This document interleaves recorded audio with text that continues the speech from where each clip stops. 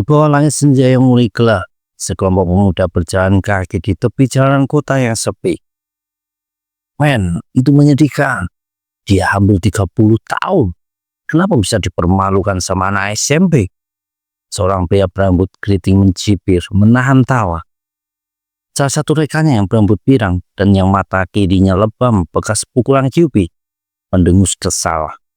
Sialan kau, dia bukan bocah SMP biasa. Kau bahkan gak bakal bertahan 2 detik melawan dia. Bawa dia padaku kalau kau lihatnya lagi, ujar pria berambut keriting dengan senyum licik. Aku akan mengajarkannya 1 atau 2 hal tentang betapa kerasnya hidup di dunia ini.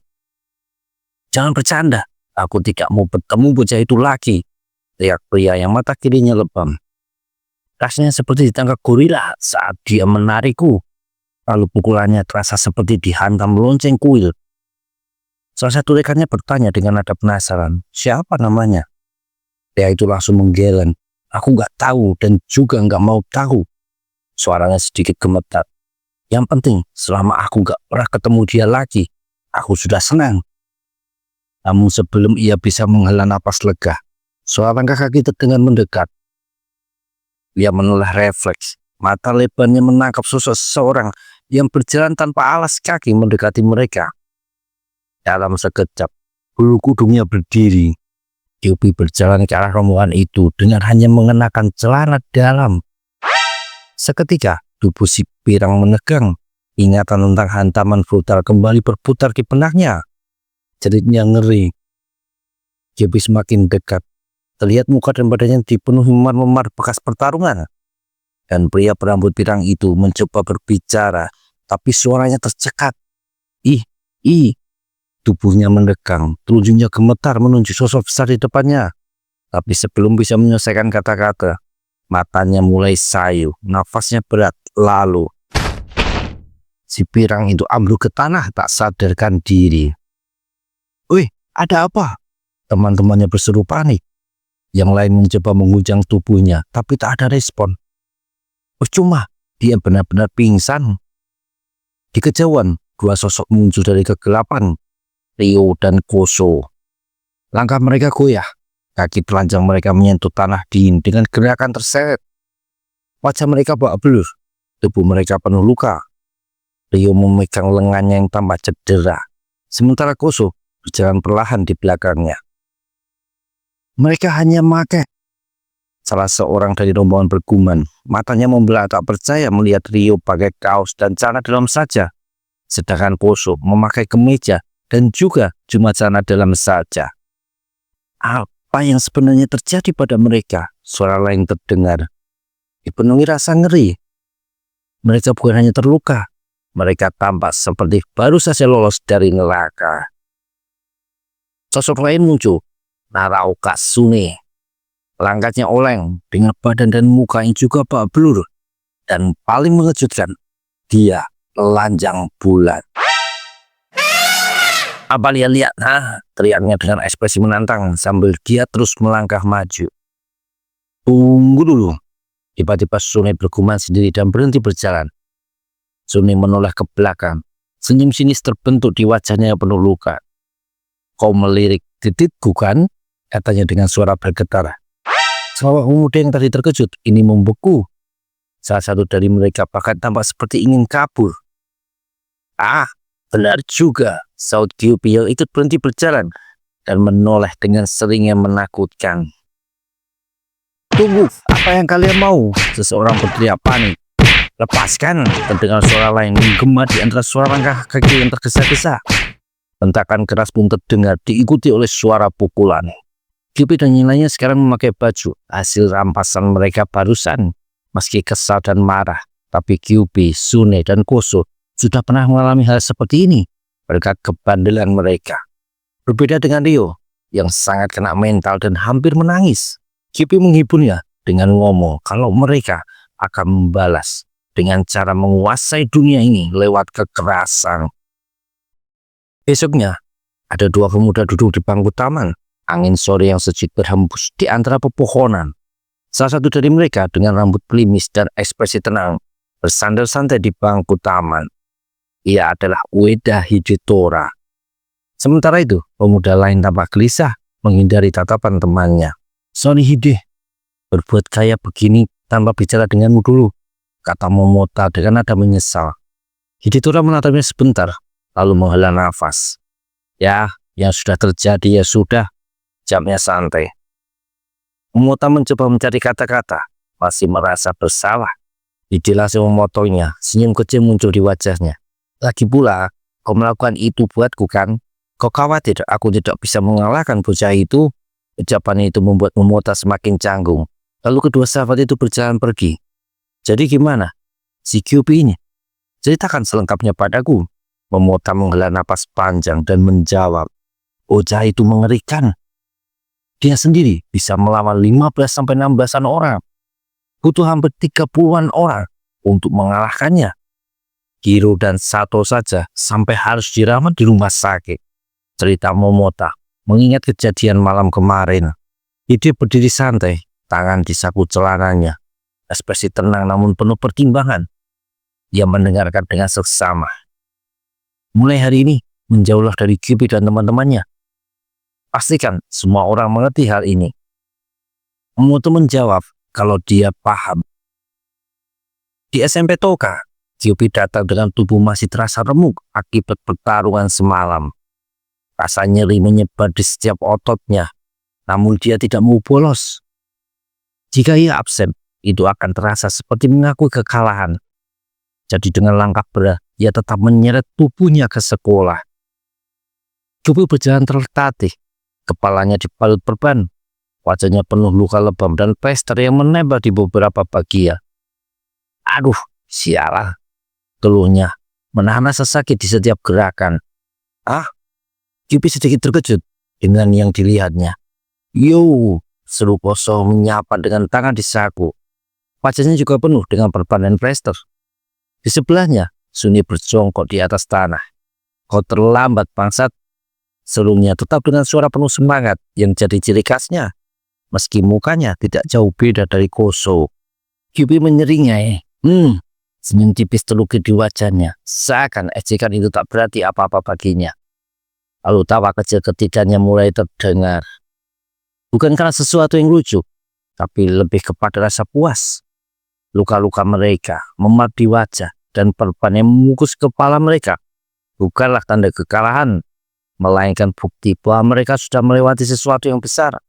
Mereka mungkin dipukuli habis-habisan, tapi mereka masih berdiri, masih bertahan, dan masih bisa tertawa bersama. Mungkin itulah hati menjadi muda dan bodoh, juga penuh nyali.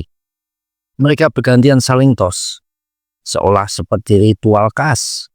Sebuah salam yang hanya mereka pahami, penuh arti persaudaraan yang tak perlu dijelaskan dengan kata-kata. Di tempat lain, ada Nakatsuka sedang bersama satu temannya yang kepalanya terikat perban. "Natsuko?" tanya teman Nakatsuka. Ada suaranya menunjukkan sedikit kebingungan. Nakatsuka mengangguk kecil sambil memasukkan tangan ke saku celananya. "Ya, Kuraishi Natsuko dari kelasmu?" Dan suara sedikit gugup, Nakatsuka bertanya. "Apa dia pacaran sama seseorang?" Temannya mengangkat bau santai. "Rasa tidak," jawabnya. Namun kemudian menambahkan, "Tapi dia dapat coklat dari Sawakuchi kelas B pas hari Valentine kemarin." Mendengar itu, wajah Nakatsuka sedikit murung. Kepalanya terkulai lesu. Keluhnya pelan. Namun sebelum ia bisa meresapi kekecewaannya lebih lama, temannya tiba-tiba berseru, "Hah? Suka? Kau naksir Natsuko?" Nakatsuka malah membelalak. Dia kaget setengah mati. Sebuah serangan mendadak datang dari samping. Nakatsuka mengadu kesakitan saat sebuah benda keras menghantam kepalanya, membuat dia terpental ke belakang dan jatuh ke jalanan.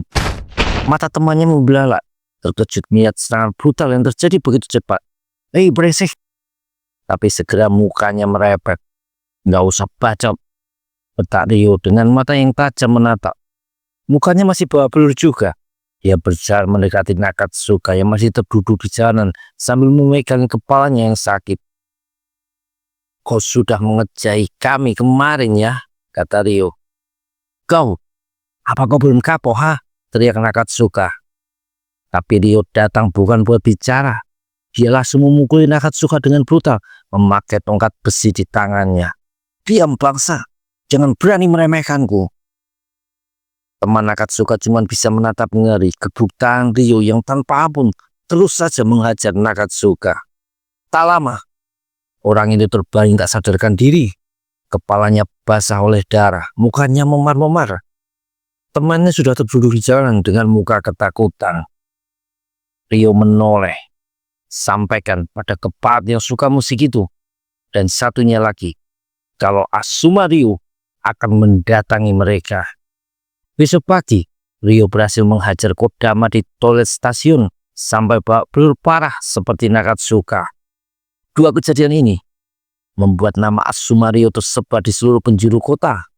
Bahkan banyak yang merasa Ryo ini lebih mengerikan daripada Kyuubi. Dia juga mendapat julukan Dewa Kematian. "Aku sudah membalas mereka, Kotori," kata Ryo dengan tersenyum. Kyuubi cuma diam. Saat itu, dia merasakan sesuatu yang salah pada diri sahabatnya ini. Beberapa lama sejak kejadian itu, di suatu siang, Ryo bertanya di mana Kyuubi berada, dan dijawab sama Sune kalau bocah besar itu sedang boket. Dan kayak biasanya, pasti lama sekali di toilet. Lalu Ryo memanggil seseorang, dan muncullah satu bocah. "Siapa si anak ini?" tanya Sune dengan muka tak senang. "Ini Kurotane Shin, kelas 1 SMP Fujino. Sekarang dia bekerja untukku. Jadi kupikir aku harus mengenalkannya pada kalian," kata Ryo. Terdengar suara kaleng minuman diremas. "Sudah lama ya Kurodani," geram Koso dengan muka sebal. Kurotani membalas juga dengan ekspresi tidak suka. "Susumoto, kalian sudah saling kenal?" tanya Ryo. "Ya, dia yang menyebabkan luka ini," saut Koso menunjuk bekas luka di pelipis kirinya. "Kau bekerja dengannya?" "Ryo, apa kau tahu seperti apa keparat ini? Orang-orang memanggilnya Kurodani karena ada alasannya. Dia murni brengsek. Kami satu SD, jadi aku tahu segalanya tentang dia. Dia suka membuli dan mencuri uang dari murid yang lemah. Dia bahkan sering menjamret wanita tua. Satu-satunya keahliannya adalah menjadi sampah brengsek." Koso cerita kalau dia pernah mengajar Kurotani karena tidak tahan melihat kelakuan bejatnya. Tapi besoknya, saat kelas seni, Kurotani menyerangnya pakai sebuah benda tajam dan menggores pelipis Koso. Tapi yang buruk adalah Kurotani membuatnya kayak sebuah kecelakaan. "Apa kau bodoh? Itu beneran kecelakaan tahu," saut Kurotani. "Fuck, kau mungkin bisa membodohi orang lain, tapi aku jelas melihatnya," balas Koso. "Tapi kau juga membalas kan? Bisunya kau menusuk telapak tanganku," kata Kurotani sambil menunjukkan telapak tangan yang ada bekas tertusuk besar. "Kakak bodoh membesar-besarkan masalah, jadi melibatkan banyak pihak. Dewan orang tua, polisi," lanjut Kurotani. "Apa kau ingin mati ha?" kata Koso kesal mendengar Kurotani mengecek kakaknya. Ryo mati-matian menahan badan Koso yang sudah mau maju menyerang. "Dia benar Ryo, minggirlah." "Koso, aku mendukungmu. Hajar habis keparat ini," seru Sune yang kesal melihat kelakuan Kurotani. Ryo segera beralih. Dia mencekik Kurotani dan mendorongnya mepet ke tembok. "Susumoto Koso sudah kayak saudara buatku. Kalau aku sekali lagi tahu kau bicara kayak gitu ke dia, aku akan meraih benda tajam terdekat yang ada dan memberimu beberapa lubang baru di tubuhmu. Mengerti?" seru Ryo kesal. Kurotani cuma bisa menjawab iya sambil menatap Ryo takut, lalu segera pergi dari situ. Ryo sendiri langsung membungkuk dan meminta maaf atas perlakuan orang yang dia bawa barusan ke Koso, yang bilang sudah tidak apa-apa. Tapi Sune nanya kenapa Ryo bergaul sama orang kayak Kurotani ini. Memang dia keparat, tapi seperti cerita Koso tadi, dia jago masalah bersiasat. Dan karena itu, cepat atau lambat, Kurotani akan jadi pentolan SMP Fuji. Kalau kita bisa menggunakannya sebagai pion, tentu akan mudah menguasai SMP Fujino. Koso berkomentar kalau dia lebih memilih mereka tetap cuma berempat saja daripada berkawan sama keparat brengsek kayak Kurotani. Pendapat itu didukung sama Sune juga. Seperti itu juga ada apa-apa, saud Rio sambil menyulut sebatang rokok. Tapi kita tidak akan pernah bisa menang. Muka Koso dan Sune langsung berubah. Mereka seperti tidak menduga Rio akan bicara begitu. Tenanglah, biar aku yang mengurusnya. Aku akan membentuk geng yang sangat kuat, yang tidak terkalahkan, kata Rio dengan muka berbinar. Sepertinya, apapun pendapat dua sahabatnya ini, tidak akan bisa merubah tindakan Rio. Sore hari, hujan deras mengguyur kota. Kyuubi dan Sune berlarian mencari tempat berteduh.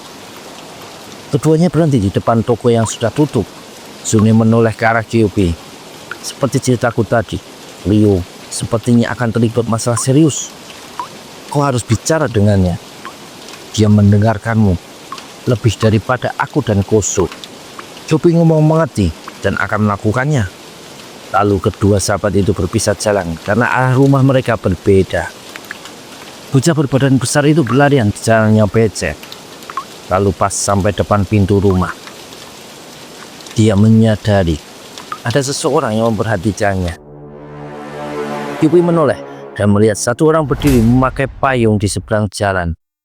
Ueda Hidetora. Yo, sapa Hidetora. Kyuubi nyengir. Dia paham maksud kedatangan orang ini. Tunggu sebentar. Lalu bocah besar itu masuk rumah dan mendapati nasi kepal di atas meja beserta pesan dari sang ibu. Kyuubi menghitung jumlahnya dan kecewa karena cuma ada 12 potong nasi kepal saja. Apa kau lapar lah? Tanya Kyuubi sambil melongo keluar ke arah Hidetora. Hah? Kau tahu kan, aku kesini buat bertarung? Apa ini waktu yang tepat buat makan? Saud Hidetora bingung. Bodoh, aku tidak akan bertarung dengan perut kosong. Tunggulah, jawab Kyuubi sambil masuk ke dalam rumah. Muka Hidetora sedikit kesal, dan tak lama kembali Kyuubi keluar lagi. Kau yakin tidak mau nasi kepal ini? Ya, jawab Hidetora. Tunggu sebentar, saud Kyuubi sambil masuk lagi. Cepatlah brengsek, teriak Hidetora yang sudah kesal sekarang. Kemudian setelah Kyuubi melahap semua onigiri itu, dia dan Hidetora sudah berhadapan di lapangan di bawah guguran air hujan yang masih deras. Hidetora berteriak dan maju menerjang. Begitupun Kyuubi yang berseru tidak kalah keras. Ditemani guyuran air hujan, dua bocah SMP beda umur itu saling berbalas serangan. Tak lama, muka Kyuubi sudah wak blur dan sebuah tinju keras menghantam wajahnya, membuat Kyuubi oleng dan terperosok ke tanah. Tapi Hidetora belum selesai. Dia langsung memburu ke arah Kyuubi yang baru saja berusaha berdiri. Satu tendangan lutut mengenai perut gendut Kyuubi, disusul pukulan kanan yang sangat keras. Hidetora menarik badan Kyuubi sampai oleng, lalu kembali menyerangkan tendangan lutut. Dilanjut hantaman ke punggung, dan bonus pukulan lagi ke muka Kyuubi. Tapi bocah SMP Toka itu tidak tumbang. Dia berhasil tetap berdiri dan pukulannya langsung mendarat telak ke muka Hidetora, melemparkannya ke belakang dan menabrak pagar. Hidetora baru merasakan sakit di hidungnya. Saat dia menyadari bahaya, Hidetora melompat ke samping tepat ketika kaki Kyuubi melayang menghajar pagar. Hidetora maju lagi melayangkan satu pukulan, tapi Kyuubi berhasil menangkap tangannya. Kemudian satu hantaman kepala besar Kyuubi menghajar muka Hidetora, melemparkannya terjatuh ke tanah. Dengan muka kesakitan dan badan gemetar, Hidetora berdiri lagi. Tapi satu pukum keras Kyuubi sudah melayang dan menghajar mukanya sampai melemparkan tubuh Hidetora ke belakang dan berguling ke tanah. Kyuubi berdiri menatap tajam ke arah lawannya, sedangkan Hidetora menoleh dan tersenyum. Muka kedua orang itu sudah sama-sama bonyok dan berdarah. Hidetora maju dengan cepat, menubruk badan Kyuubi dan membuat keduanya terjatuh ke tanah. Tapi tidak berhenti, Hidetora dengan ganas terus melayangkan pukulan. Begitupun Kyuubi yang tidak mau kalah. Di situ Kyuubi berpikir, kalau dia kalah, ini akan jadi kesalahan sang ibu karena tidak membuat onigiri yang cukup banyak. Kyuubi merasa kalau Hidetora ini sangat berbeda dari lawan-lawan sebelumnya. Hujan masih belum berhenti dan Kyuubi jatuh terduduk di tanah yang basah. Memar semakin banyak menghiasi mukanya dan nafasnya sudah ngos-ngosan. Di depannya, Hijitora masih berdiri dengan kedua tangan mengepal. Kyuubi menatap ke arah depan, lalu berdiri dan berjalan perlahan menghampiri Hijitora. Kyuubi cuma mendorong pelan, tapi cukup membuat Hijitora langsung ambruk ke tanah. Rupanya, barusan Hijitora sempat pingsan sambil masih berdiri. Kyuubi kembali duduk di atas tanah yang basah. Dia merasa kalah. Meski yang terkapar saat ini adalah Hijitora, tapi Kyuubi sadar dia menang cuma gara-gara perbedaan ukuran badan saja. Bisa jadi Kyuubi merasa kalau dirinya cuma menang beruntung. Untuk pertama kali dalam hidupnya, dia mengakui kekalahan. Setelah malam itu, Kyuubi dan 3 sahabatnya masih terus terlibat perkelahian. Karena bagaimanapun, dunia berandalan tidak akan pernah kehabisan orang buat diajak ribut. Dan itulah cara Kyuubi menghabiskan 3 tahun SMP-nya. Sampai tiba waktu hari pertama masuk ke SMA. Seperti apa kegilaan yang terjadi di SMA tersebut? Apa Kyuubi akan melewati pertarungan-pertarungan berdarah agar bisa menguasai SMA ini? Tetap tunggu kelanjutannya. Terima kasih yang sudah menonton, dan maaf kalau tidak setiap hari uploadnya, dan ada pekerjaan lain jadi susah membagi waktunya. Akhir kata, arigatou gozaimasu.